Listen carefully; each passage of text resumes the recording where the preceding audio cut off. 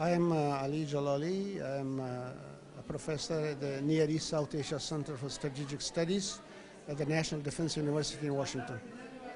Well, I think it is a very complicated situation. It is not one problem to be solved. There are states have problems with states, states problems with non-state actors, non-state actors problems with non-state actors. So it is a very situation with different aspects, different dimensions. I think each of these issues have its own problems, its own potential to either to become more intensified or to become a kind of a situation that a solution would be possible. Well, actually, the problem is not the religion. It is the how you interpret it in order to suit your political agenda.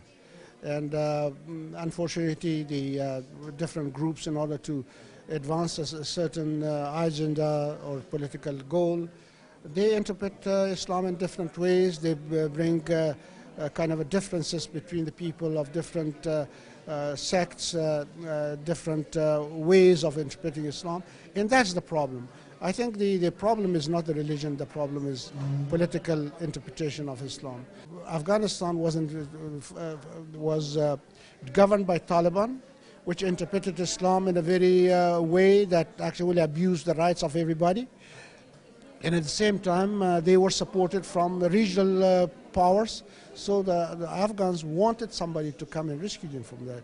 And since then, from 2001, that U.S. was in Afghanistan, actually the amount of investment that the United States made in Afghanistan changed the country drastically, developed country drastically. And I would say that the amount of money that the United States invested in Afghanistan from 2001 to 2015 exceeds the amount of money that the United States spent or invested in Marshall Plan in Europe after World War II. Well, let me talk about Afghanistan itself. Afghanistan was invaded, occupied by Al-Qaeda.